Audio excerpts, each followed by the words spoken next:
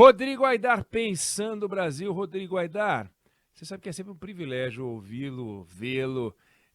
Você está me vendo na casa da Vera Peppel, aqui de Porto Alegre. Ela mandou a imagem da casa dela na posição horizontal, a foto. Então a gente veio aqui virtualmente fazer o programa daqui. Então estamos conversando, é uma ligação interestadual a que nós estamos fazendo. Você em São Paulo e eu aqui virtualmente em Porto Alegre. Mas nós estamos falando de um assunto que interessa a todo o território nacional, que é o juiz de garantias. Quando fala juiz de garantias, todo juiz é feito para garantir, né? Garantir a aplicação do bom direito. Então fica parecendo que tem o juiz das garantias e o juiz das não garantias. Fica parecendo que existe um juiz no qual se pode confiar, porque ele vai garantir alguma coisa, e o outro juiz em quem a gente não deve confiar, porque ele não garante coisa alguma. Não é bem isso. Então eu queria que você explicasse o que é, para que as pessoas não fiquem imaginando que vão agora montar uma categoria nova de juízes, esses sim, bacanas, porque eles vão garantir alguma coisa para nós.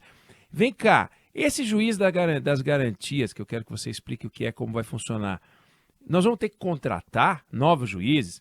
Ou aquele que é juiz de um caso vai ser juiz das garantias de outro caso? Eu queria que você explicasse isso, aproveitando, como lembrou o Felipe Vieira, nosso colega do Band News TV e da Band News FM, faz programa em Porto Alegre e aqui no Brasil inteiro. Felipe Vieira, que apresenta também o Jornal da Noite na Band, ele lembrando hoje, dia 11 de agosto, dia do advogado. Então, uma boa lembrança para falar sobre esse assunto tão importante no dia do advogado. Salve, Oineg, salve, Débora, querida. Olha, Oineg, eu queria dizer que a parede da Vera é um espetáculo, tá? Vera, parabéns. Esse canto da sua casa com esse aparador e esses pratos na parede estão muito lindos. Que bom que o Oineg escolheu a sua casa para apresentar hoje o meio do dia.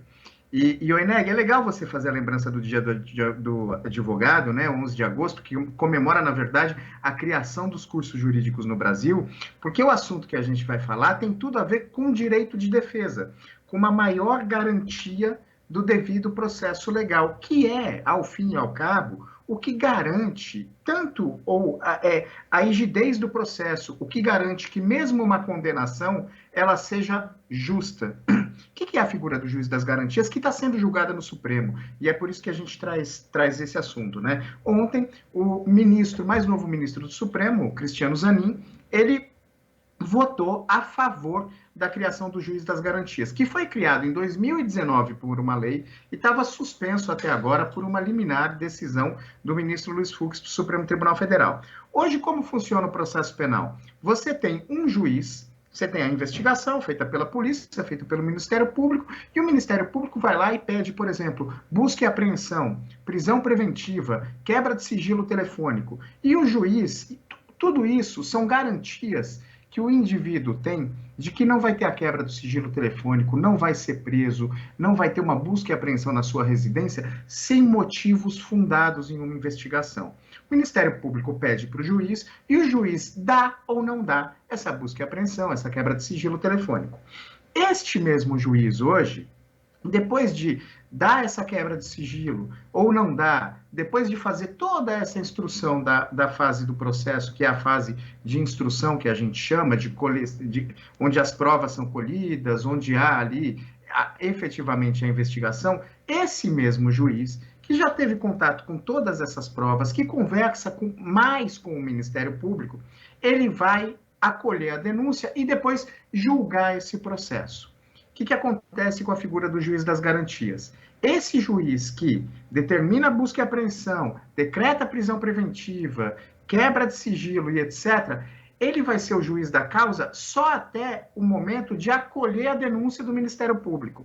Acolhida a denúncia, essa denúncia passa para um outro juiz, que não é o juiz das garantias, porque este outro juiz vai julgar o processo. E por que é importante essa divisão, Oineg? Por conta da condição humana, para tentar garantir um pouco mais de imparcialidade do juiz. Mas daí o pessoal fala, pressupõe-se então que todo juiz é parcial? Não, não é isso. Mas o juiz que acompanhou toda a fase de investigação, que conversou mais com o Ministério Público, tende, porque nós somos humanos e os juízes também são, né? Os juízes também são, apesar de alguns acharem que são deuses, né? Mas a maior parte deles sabem que são humanos.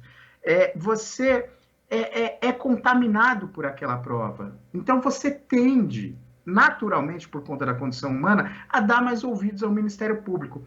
A partir do momento que o juiz das garantias, que teve todo esse contato, garantiu o direito, deu busca e apreensão ou não deu, etc., acolhe a denúncia e esse processo passa para outro juiz, esse outro juiz não está tão contaminado. Então, a chance de ele julgar o processo com mais rigidez, com mais imparcialidade, é maior. E é isso que está a discussão no Brasil hoje. Entendi. Eu queria te fazer uma pergunta. O Ministério Público, ele é que oferece a denúncia, que vai ser aceito ou não pelo Poder Judiciário. O Ministério Público oferece a denúncia.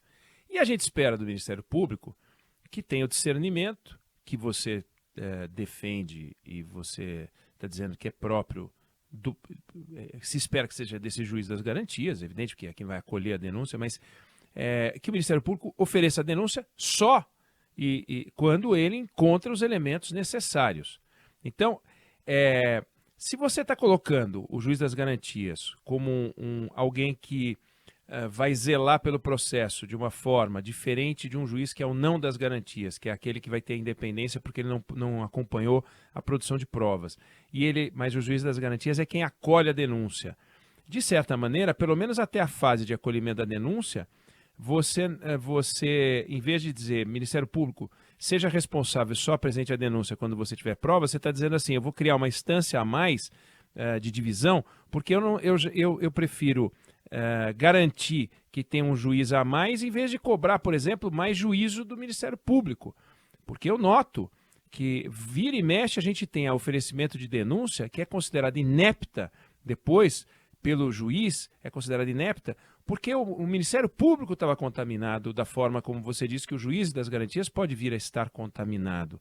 Não tem um trabalho também ou uma discussão a fazer sobre o papel do Ministério Público e o equilíbrio do Ministério Público, embora ele seja o elemento da acusação, ele é acusação, mas ele é Estado, ele não trabalha para ninguém, ele trabalha para o poder público com o propósito de encontrar a verdade, não com o propósito de condenar. É diferente do advogado de defesa que realmente defende o réu. O outro não está lá para condenar o réu, ele está lá para fazer um papel que pode não terminar em denúncia. Não tem ali, quando você coloca o juiz das garantias, um pouco de... estamos poupando um pouco o Ministério Público desse papel e dessa responsabilidade? Olha, Neg, eu não diria poupando, mas eu acho que seu ponto é muito importante. Pelo seguinte, o Ministério Público, de fato, a gente vê muitas denúncias consideradas ineptas, muitos julgamentos que chegam ao final tão cheios de nulidades, justamente porque o Ministério Público atropelou. A gente viu o que aconteceu, e eu costumo dizer que se houvesse já juiz das garantias na Operação Lava Jato, talvez a operação tivesse tido outro destino. O fato deveria sim haver uma avaliação garantindo toda a independência que é necessário garantir ao Ministério Público para um bom trabalho, mas haver uma avaliação de índice de denúncias ineptas, por exemplo, para poder enquadrar isso. Agora, eu creio que o juiz das garantias não é só para, digamos assim, consertar esta coisa do Ministério Público ser mais acusação, do Ministério Público, às vezes, atropelar as garantias. Quando você fala que o Ministério Público é o Estado, o Ministério Público, antes de acusação, ele é o fiscal da lei. Ele é, inclusive, aquele cara que, depois de uma investigação, deveria, se ver que não há provas suficientes, pedir a absolvição. E há casos em que isso é feito, não há a menor sombra de dúvida. Agora, a maior parte do Ministério Público persegue a condenação. E, às vezes, uma condenação que vem com base em provas muito rarefeitas, com base em provas assim, que não deveriam gerar aquela denúncia ou aquela condenação. Então, acho que há duas discussões a ser feitas. A primeira, de fato, é como responsabilizar os maus agentes do Ministério Público, porque é preciso responsabilizar. Quando você não os responsabiliza, você coloca uma pecha de ineficiência em toda a instituição. Então, assim, para isso deveria servir, por exemplo, o CNMP, que é a instância administrativa maior do Ministério Público, e a gente não vê muito trabalho nesse sentido. Agora, o juiz das garantias, independentemente disso do Ministério Público, ele funciona bem em vários países, Oineg, e ainda que o Ministério Público seja muito diligente, é necessário e é muito saudável que haja essa divisão, porque mesmo sendo dirigente, uma ou outra coisa a mais pode acabar fazendo, forçar a mão em um agravante ou alguma coisa, e a hora que isso sai da mão do juiz das garantias do Ministério Público, esse outro juiz vai ter um pouco mais de independência. Eu falei dos países, olha, Argentina, Itália, Alemanha tem juiz das garantias, e salvo engano, o modelo brasileiro emula um modelo que funciona muito bem em Portugal. É a panaceia, é a melhor coisa do mundo, então não vai mais haver nulidades no processo? Não é isso, mas é uma maior garantia de imparcialidade diante desse poder do Estado quando está processando ou perseguindo judicialmente, né, penalmente, a persecução penal em cima de uma pessoa. Vamos acompanhar. Valeu, Rodrigo Aidar, falando aqui diretamente de Porto Alegre, ouvindo você aí em São Paulo, e a gente volta a conversar na semana que vem. Valeu, obrigado. Sim, valeu, Eneg. Beijo, Débora querida. Um beijão para os nossos ouvintes. Valeu, Aidar. Bom fim de semana para você. Agora, 1h45.